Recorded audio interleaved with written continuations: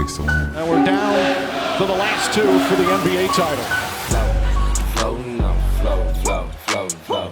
Siakam has done it all tonight for Toronto. What a night for this young man. Pascal Siakam with a 32-point game in his first appearance in the NBA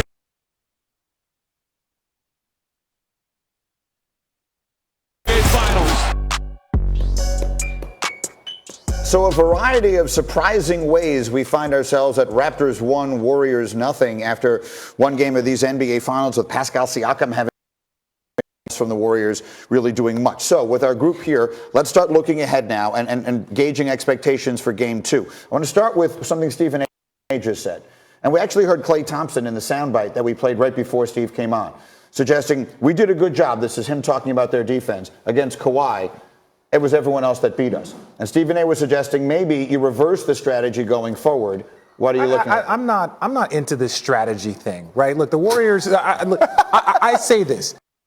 There is an effort that needs to be shown in the NBA Finals. It just wasn't there for them. You can talk about Kawhi and Pascal Siakam and what he did, and he won't do this again. So you might not want to change your defense because it worked, except for a guy was on fire. You just need to play a higher level of defense. We saw one of Pascal Siakam's layups. He just ran right by Clay. He was on the baseline in the deep corner, and look at this one.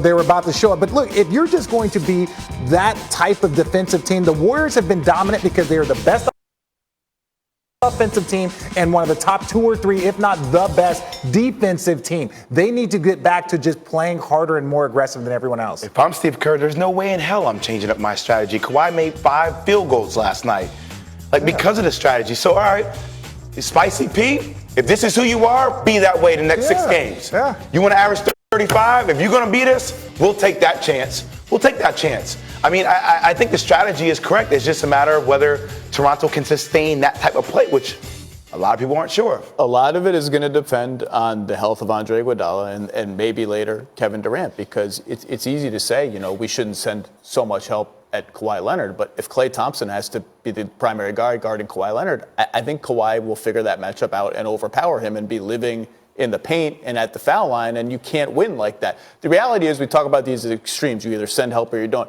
The Warriors are the best team in the league, or to Richard's point, have been at living in that in-between zone of helping but not helping too much, of helping but recovering, and they just have to be better at that. Look, I'll say this. I picked Warriors in 6, so certainly Toronto winning Game 1 at home doesn't feel like a surprise. It plays into that narrative. But what I will admit to having sort of changed my view on watching the game last night was how much I think the Warriors need Kevin Durant. I was sitting here all week long saying they win this series even if Durant doesn't play at all. And last night shook my confidence in that. Does anyone else feel that way?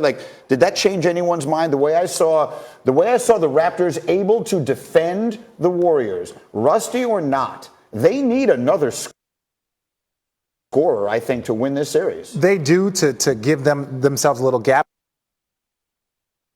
But I look at a lot of those shots that Steph missed that would have rolled in. And then you, on the other side, you look at how many kind of in and outs that dropped for the Toronto Raptors, right? You had the Van Fleet 3, you had multiple shots by Siakam. So I think they just played great and they shot the ball well. I still think that the Warriors did enough on the offensive end. They scored 108 points. They just had zero resistance on the defensive end. Now, this is what we're talking about. Zero resistance from the Golden State Warriors is not what we're accustomed to seeing, and we can give credit to the Toronto Raptors. How do you explain that in the NBA Finals?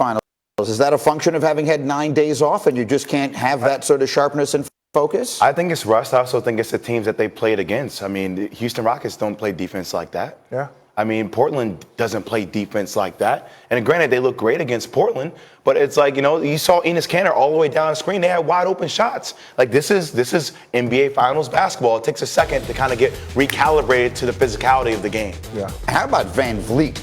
This is a guy who I don't know that anyone had ever even heard of him, except that he has this somewhat unusual name as recently as 2 weeks ago. And all of a sudden, he has become, Zach Lowe, a really important piece of what they're doing on both ends of the floor. Hold on. I think Fred VanVleet finished third in most improved player voting last year. He makes $9 million. He's a good player. He did not have a great season. He did not build. He took a little step back. And again, Pascal Siakam, took a step up. But I think VanVleet, he just now showed up in this postseason. I think that's that's what Greeny's kind of bringing up. Well, they had different The end depth of too, the because they had Bucks OG Anunoby as well, who got hurt too, who was really coming along. So this team has always had depth, but I would agree with you.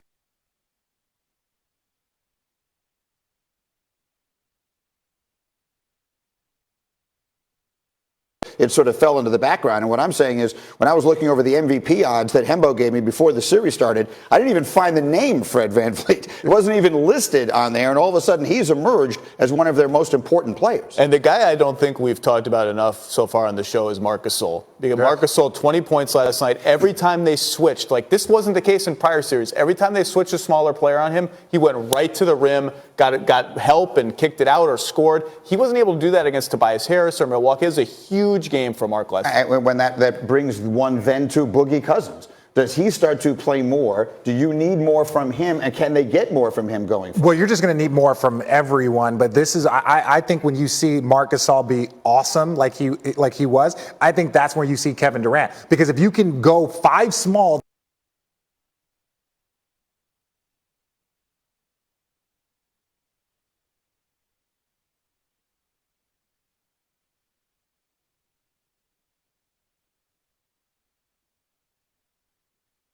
basically hasn't played 16 out of the last 19 months at all. So it is whatever he gives them in this series feels as though it will be an enormous plus. We are looking forward to what should be a really interesting